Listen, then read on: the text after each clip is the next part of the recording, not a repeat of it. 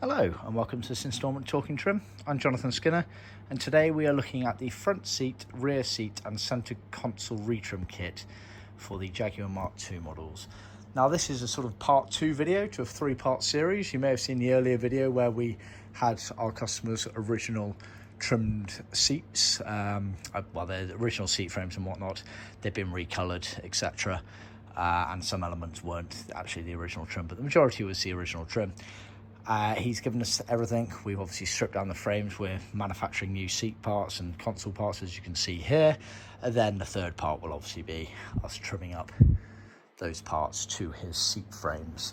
It's an interesting project because he wants us to do everything to OEM specifications. So he's actually gone for the Connolly Vaumol leather, Suede Green, crushed grain. So as per what they would have originally used back in the sort of 60s, 70s era of manufacture of these cars, which is pretty cool. We can offer that as well as our grained and smooth leather. See our website for more details. It's surface dyed, so you can see on the back here it's beige, whereas on the front it's obviously the suede green with the crushed grain effect to it. So you do see our blog handbook area and our materials and colours library for more information on that. Definitely worth checking that out, as well as the description below, because there'll be lots of information that I might overlook in this video here. We do things a very different way in our business and have done for almost 50 years now, and we've got a global reputation for our quality and workmanship, and that blog handbook area is a really great resource for seeing the way we do our kits and the technology we use that allows us to be consistent every time and allows us to supply the best fitting kits within the industry to the highest quality and workmanship. This YouTube channel is obviously here to showcase our products, allows us to bring you our products without you having the ability to necessarily come visit us. So certainly check that out, and of course any trimmed up videos really does showcase how it should be done and the benchmark in terms of the look and finish you should be looking to achieve, whether it's yourself or your trimmer. So yeah, I won't spend too much on these seats and console elements here, because I have done individual videos for all of these parts anyway for other kits that we have supplied. I just wanted to do a very brief overview as almost a part 2 of the 3-part series, just showing you them. But yeah, they look great. Obviously, like I say, it's the Vaumol leather. The seats are the OEM spec, so they're what we refer to as leather face, but commonly referred to as leather within the industry. So the majority of the seat is leather, but there are elements in vinyl and moquette. Prime example on this cushion base here, which is the right hand cushion base. All of this top layer here and these side panels here are leather. Then the surround here is leather top stitched onto the moquette material, and then the retainer at the back there is also moquette, piping in leathercloth as standard where colours allow.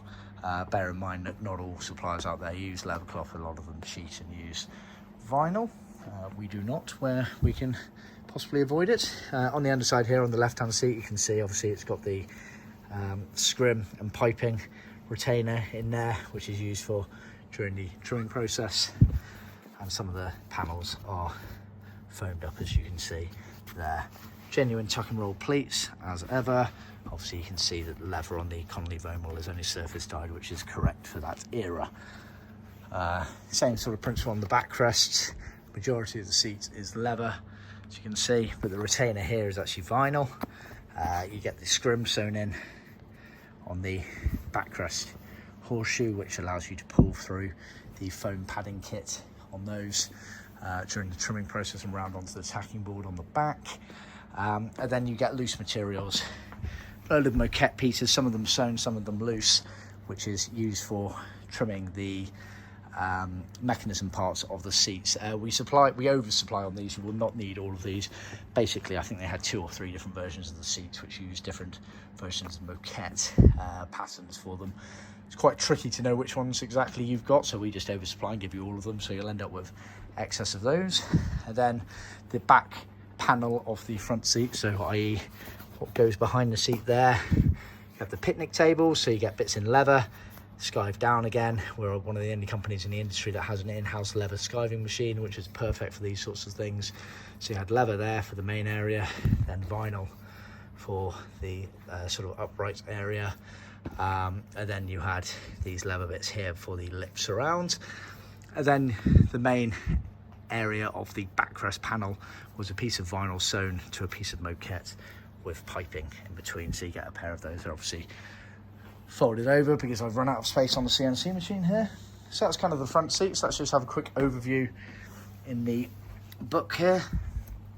Bear in mind there are a couple of different versions of the actual seats themselves in terms of number of pleats, 7 versus 8 pleats, so just bear that in mind. We have the patterns for all of them, but yeah, that's what we're talking about there. So that's all the front seats and the retainers. That's obviously the moquette for the mechanism that I was referring to. Then if you look on the back here, you've got more moquette down there. Then that's the back panel there, so you've got the vinyl piping, then moquette there. You've got the picnic table on the outside there, and then when it's folded down there, and then the lip, etc. there. So that's all of those materials. Yeah, so I think that's the front seats covered. Let's swiftly move on to the console. Like I say, see my other video for more in-depth versions of all of these parts individually. So you get all of the materials. Again, majority is in leather, so the main center area there. This is obviously for manual gearboxes. It's got the cutout there and the associated gear lever gaiter there. So that's a leather top there. Then you get the side elements there. You do get foams for some of these pieces as well, for the top and the sides. Then you get these side panels here which go on the vertical. Let's just see in the book here. I'm talking about that panel there and the one on the opposite side. Again, you get a foam for those bits there. Then you get the radio sort of fascia and the panel in the middle there, which you can just about see here. So that upright there, then that's a little panel there, again in leather. Again, skived. Real beauty of having a leather skiving machine is for a Mark II kit. You get lots of bits and bobs on the console that you're just not going to get a decent finish in leather unless you have skived leather. And the true mark of that is the ashtray area here. So you're getting that piece of leather there for the main ashtray lid. That's vinyl that goes in the very base, and then that covers the lip there. Again, skived down, and you are never going to get a good finish unless it's skived leather. In fact, you probably won't even get the ashtray open and close unless it's skived leather.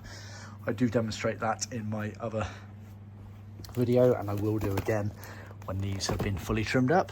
Then you get moquette and a piece of foam for the back section there. Can we see it? Not so much. It's there, in between the seats. Yeah, can't see it unfortunately, but I promise you it's there. So that's moquette for that there. You also then get these thick rubber pipings here, which you can see sit just below the panels before the carpets. Sorry, the glare from the there we are, perfect. So it's that piece of piping there, so you get a pair of those as well. And then you also get some extra piping there, which is for the kind of surround sections of the main console kit. So that is the center console. And then finally, moving on to the, sorry about that bang, the rear seats, cushions, backrest squab.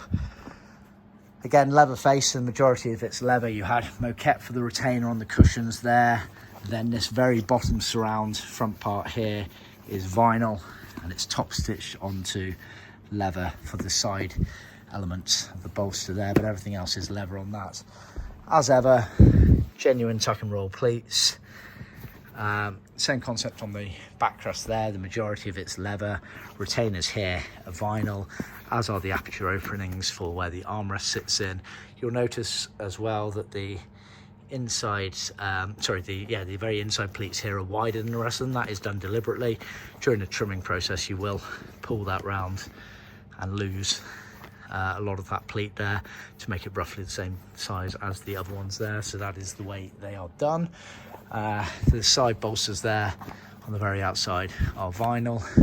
Then you get this very large piece at the top here, which obviously goes up onto where the rear parcel shelf effectively lies. Then this piece of piping here, again, it's the thick core stuff that sits in between the seat and the rear parcel shelf.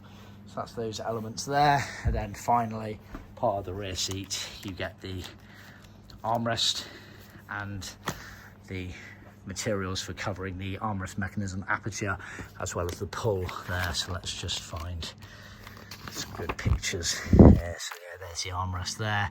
You got the pull, which gets trimmed in as you're actually trimming the top part there. So imagine that's actually kind of the way it goes, like that there. It's kind of upside down. That gets clamped in with that leather piece on top, because obviously you want it so that when the seats are, so when they're down, when the armrest is down, you don't see the pleats. When it's up, the pleats match into those pleats there. So that's the way those are done. It's worth noting at this stage as well, there were 2 different versions of Mark II rear seat armrests. This is by far and away the more commonly seen version. There is another version which we do have patterns for as well. This is why we always recommend that you send photos of your current ones, hopefully originals. If not, aftermarket should give it away, just so it's clear and obvious. But yeah, the armrest is pretty much all leather. Again, the retainer is vinyl there. The side panels there have the headliner. You get the scrim for helping to attach it to the woodwork frame. Genuine tuck and roll pleats. This element's leather as well, folded back on itself. Leather for the top part of the armrest, which is on shear when it's down, and then these are the vinyl bits that you don't really see that sit in the aperture there of the mechanism. So yeah, very brief overview of it all. Like I say, do check out the other videos that I have done showing these parts with a lot more depth individually, but be sure to check out part 3 where we've got these elements all fully trimmed up.